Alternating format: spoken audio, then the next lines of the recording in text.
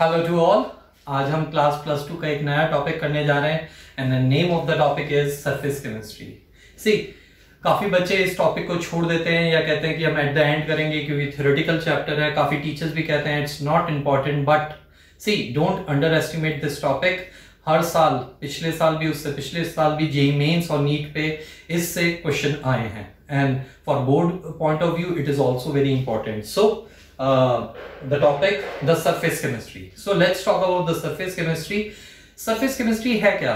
Basically, it is defined as a branch of chemistry which deals with the phenomena which are occurring at the surface. जो भी phenomena surface पे occur करते हैं. Like for example, the formation of oxide layer. When oxygen reacts with the freshly prepared metals, the metals react with oxygen to form a protective layer. Like for example, aluminium forms a layer of Al2O3. Again, it's a surface phenomena.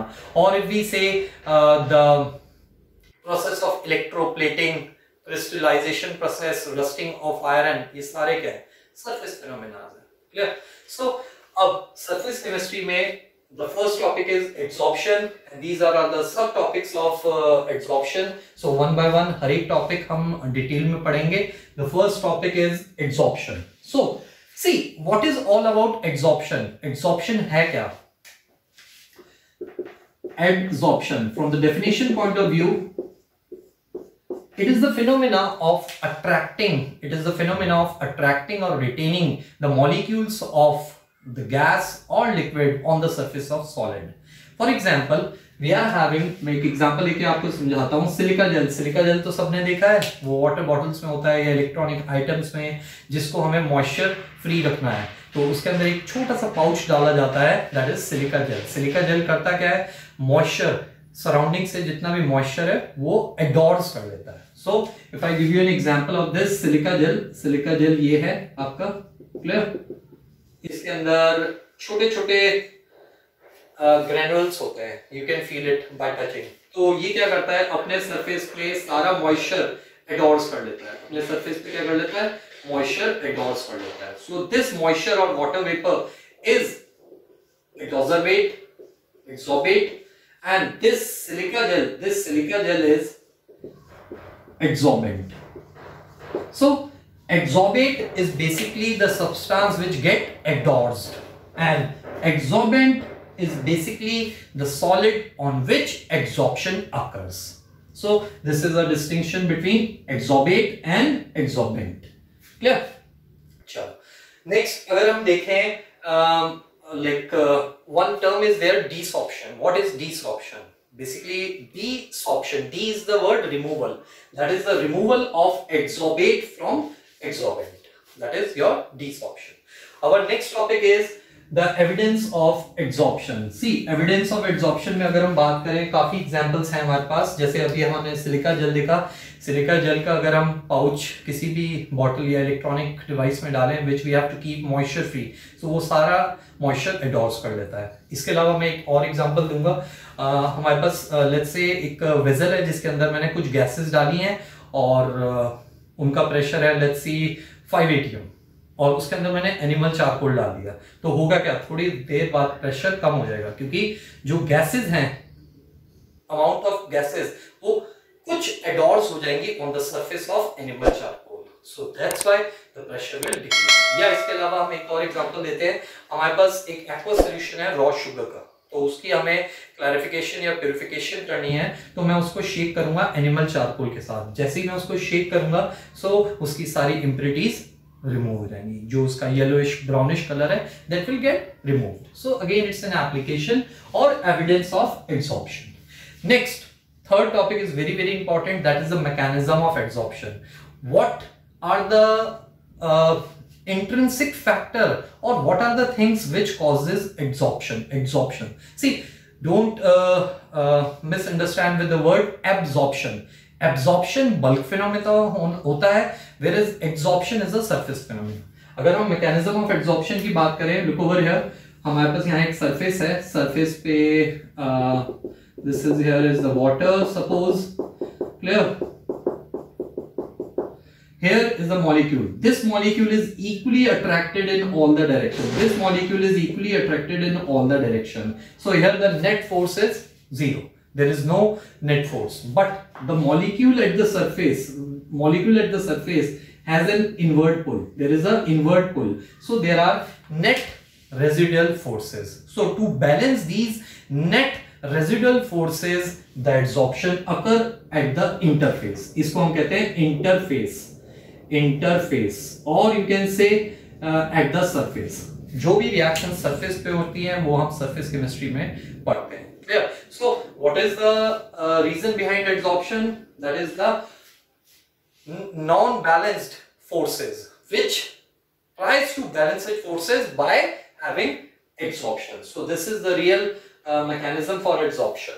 Next, सबसे important चीज next हमारी इससे related enthalpy और entropy changes. See, अब एक question board में बहुत common है, वो पूछते हैं why adsorption process is an exothermic process. So if I give you a question that gas plus solid give rise to solution plus heat. So this process, gas getting adsorbed on solid and forming a solution or a surface phenomena, is evolving heat. Why it is evolving heat? Because that gas is using that surface, so the surface energy decrease, and the surface energy decrease, it appears in the form of heat. So the residual forces decrease करती हैं, surface energy decrease करती है, and it appears in the form of heat. That's why adsorption is an exothermic process. So commit to memory, delta H is negative for adsorption process. Now if we see about the entropy change, see, gas अगर किसी solid substance में retain हो रही है, तो that means उसका disorder क्या हो रहा है, कम हो रहा है. उसका डिसऑर्डर क्या हो रहा है, कम हो रहा है. तो डेल्टा एस क्या हो जाएगा, the delta S will become negative. Now अगर हम स्पॉन्टेनिटी की बात करें, सी स्पॉन्टेनियस के लिए हमारे पास एक फेमस गिब्स इक्वेशन है, delta G is equal to delta H minus T delta S. Clear?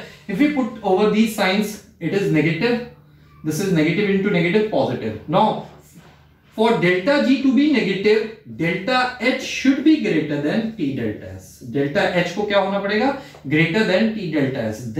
Then only delta G will come out to be negative. So again, for एक बार ऑब्जेक्टिव में आया था, for adsorption process, which one is correct?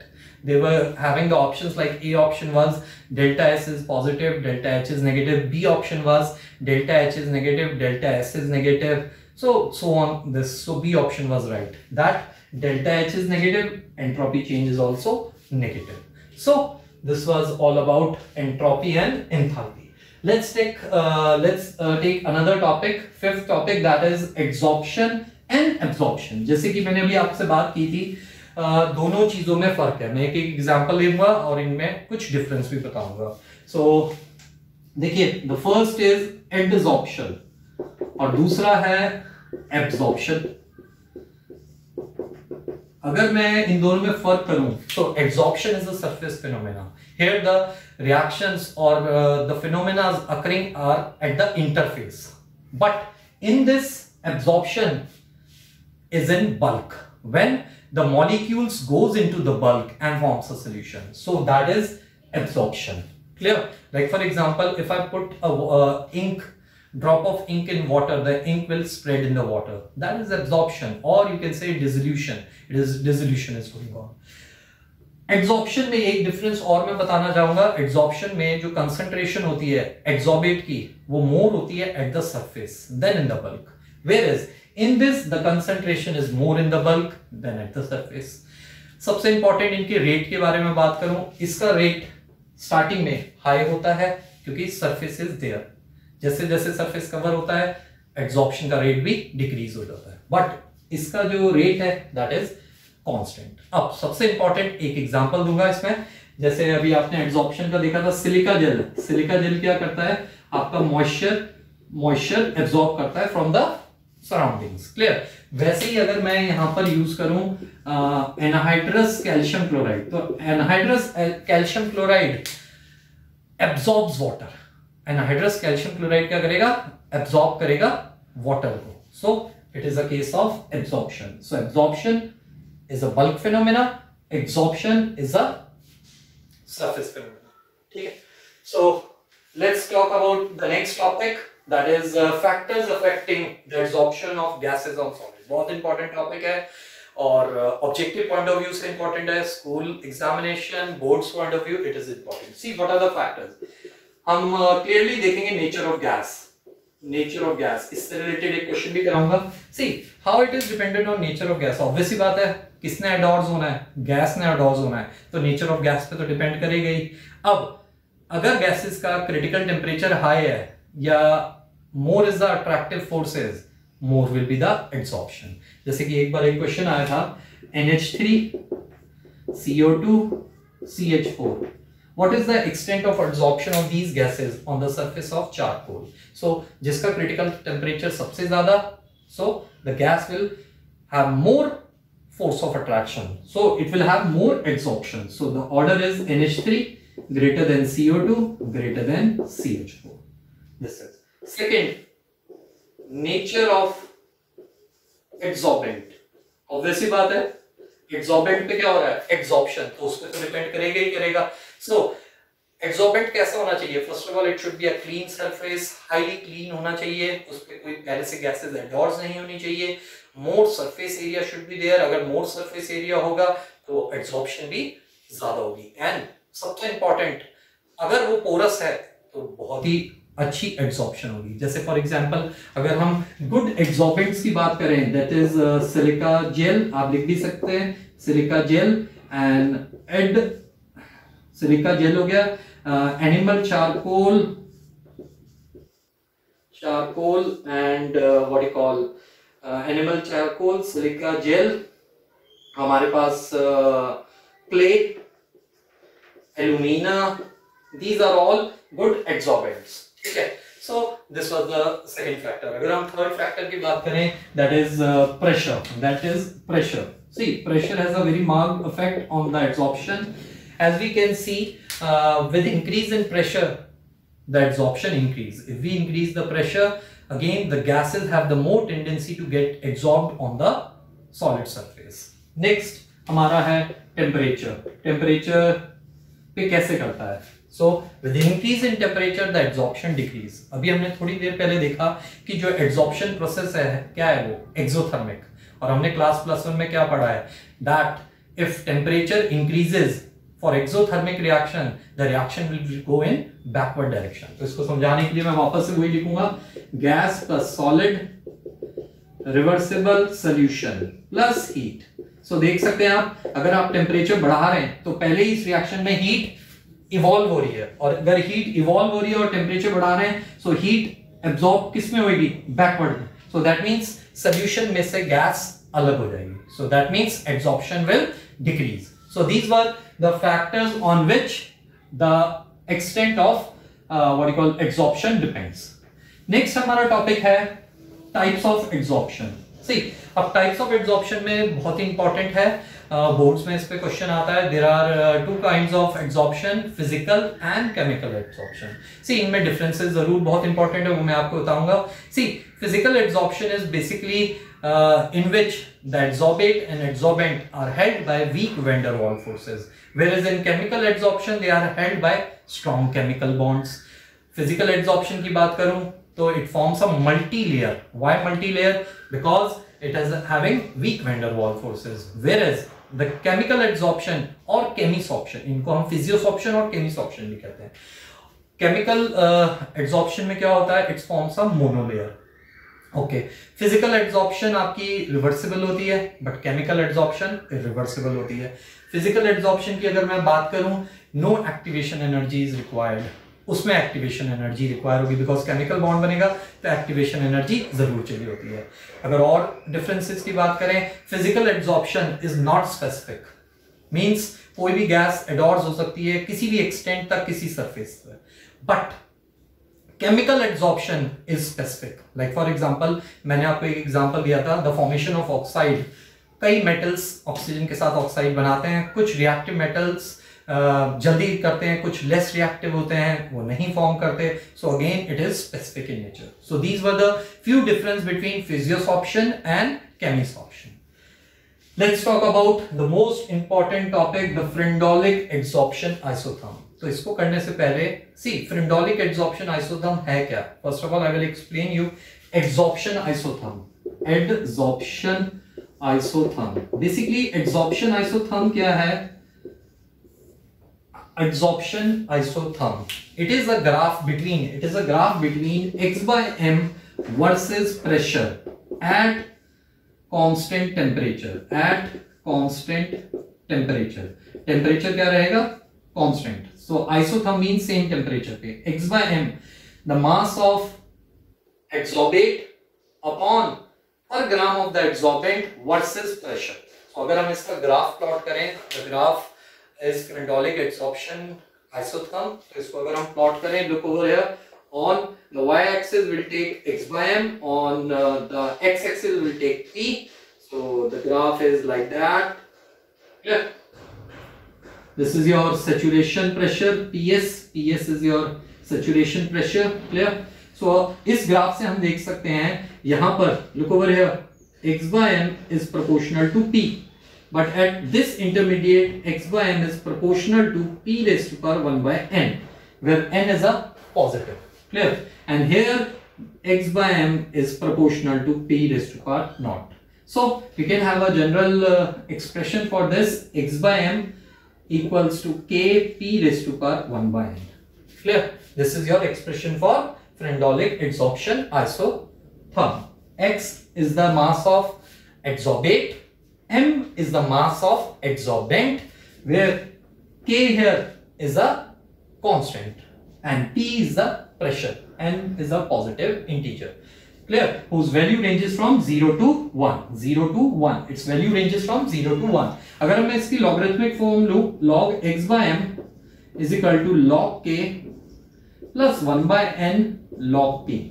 और अगर मैं इसको plot करूं, तो देखें अगेन इस पे न्यूमेरिकल आते हैं कई बार, log x by m versus log p. So this is your intercept, this much is your intercept, and this is your what you call positive slope. So here m will be 1 by n, slope will be 1 by n. Clear? So this was your frendolic adsorption isotherm. One more topic we'll take, the adsorption isobar. So what is all about adsorption isobar? It is the extent of adsorption. X by m versus temperature at constant pressure. Now the word is isobar. Now the word is adsorption isobar. Isobar means that is at same pressure. So if we plot both the physical and chemical adsorption, देखिए अगर हम physical adsorption में आते हैं और chemical adsorption में आते हैं, x by m versus temperature, so जो फिजिकल एड्सॉर्प्शन है वो डिक्रीज करता है, whereas x by m versus temperature, chemical adsorption पहले इंक्रीज करेगा फिर डिक्रीज करेगा. Why? Because in chemical adsorption activation energy is required. That's why पहले वो एक लेवल तक इंक्रीज करेगा, एक्टिवेशन एनर्जी मेट हो जाएगी, उसके बाद वो डिक्रीज करेगा. तो कहने वाली बात है दोनों, चाहे फिजियोसॉर्प्शन हो या केमी, दोनों ही डिक्रीज करते हैं. बट फिजियोसॉर्प्शन स्टार्टिंग से डिक्रीज करता है, ये फर्स्ट इंक्रीज करता है एक लेवल के बाद, जब एक्टिवेशन एनर्जी हो जाती है उसके बाद it decreases. So this is for your physical adsorption, this is for chemical adsorption. ठीक है? So again x by m versus temperature at constant pressure. Constant pressure पे क्या होता है? Adsorption isobar. लास्ट टॉपिक पे आते हैं, एप्लीकेशन ऑफ एड्सॉर्प्शंस. इसकी काफी एप्लीकेशंस हैं, जैसे इन removing poisonous gases, gas mask हम यूज करते हैं, उस पे जो पॉइजनस गैसेस होती हैं वो एडॉर्स हो जाती हैं ऑन दैट पर्टिकुलर सरफेस. और we can have an application in treating what you call hardness of water, उसके अंदर भी यूज होता है. या हम अगर कहें फॉर प्रिजर्विंग डेलिकेट आइटम्स, काफी डेलिकेट आइटम्स हमें मॉइस्चर फ्री रखनी होती हैं, तो it's again an application of what you call adsorption. One application you will study in the chapter metallurgy, froth flotation process. Froth flotation process क्या है? It is basically concentration of sulphide ores. तो उसके अंदर हम pine oil डालते हैं और sulphide ओर को मिक्स करके एजिटेट करते हैं कंप्रेस्ड एयर के साथ. तो होता क्या है, जो ओर पार्टिकल्स होते हैं वो स्टिक कर जाते हैं फ्रोथ के साथ and it rises to the surface. Again it's an application of what you call adsorption. So these were some of the applications. एक application हमने starting में की थी, that is the clarification of sugar. जो raw sugar होता है वो yellowish brownish होता है, तो हम उसको shake करते हैं animal charcoal के साथ, तो to get purified sugar. So these were some of the applications. So I hope you all understand these topics. So you have to implement these topics, and in the next class we'll do catalyst and the enzymes. Thanks.